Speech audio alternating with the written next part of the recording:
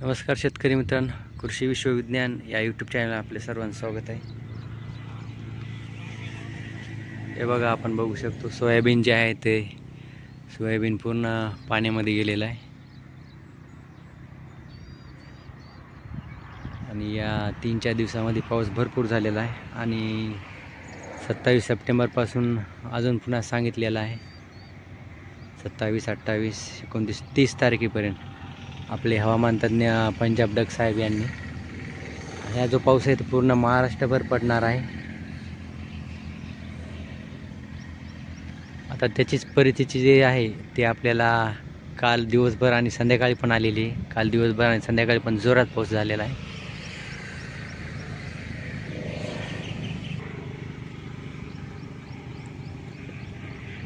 हे बघा, सोयाबीन जे आहे ते पानं पूर्ण झडलेत आहे पूर्ण, आणि पाणी बघितले यामध्ये तर पाणीच पाणी आहे.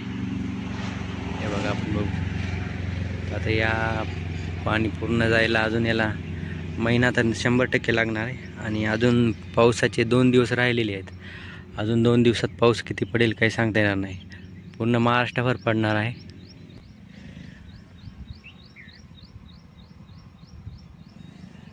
हे बघा, या रानामध्ये पूर्ण आपलं सोयाबीन पानं पिवळे पडलेले आहेत आणि पलीकडले पानं पूर्णतः गळून गेलेली आहेत. याच्यामध्ये पाणी भरपूर असतं त्यामुळे पूर्णतः हे झालेलं आहे.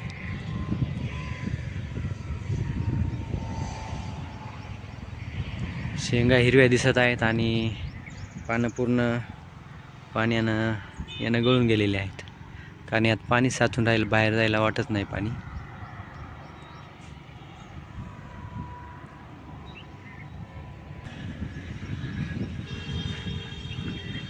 या ढेल्यातलं पूर्णतः सोयाबीन जे आहे त्याचे पानं पूर्णतः गळून गेलेत, कारण पाणी जिथं साचलेलं आहे पानं गळून गेले आणि शेंगा अजून काय वाळल्या नाहीत, कारण ऊन नाही काही नाही आणि अजून पूर्णतः वाळायला याला महिना तरी लागणार आहे.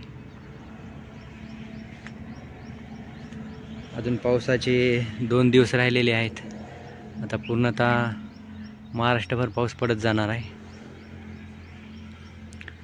मराठवाड्यामध्ये पण भरपूर आणि पूर्णतः महाराष्ट्र व्यापणार आहे.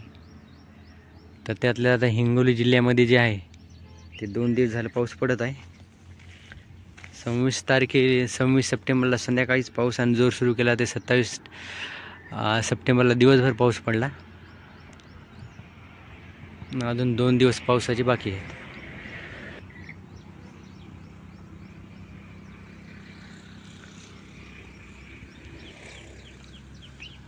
आणि त्यानंतर 5 ऑक्टोबरपासून पावसाची उघडीप सांगितलेली आहे.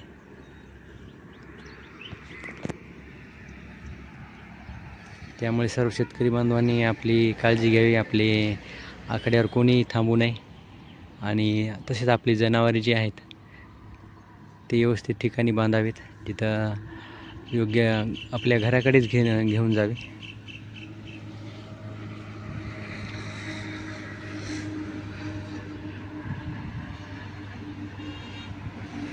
पूर्णतः सोयाबीन हे झालेलं आहे.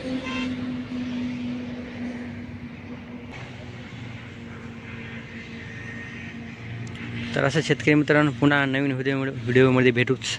तोपर्यंत जय जवान जय किसान.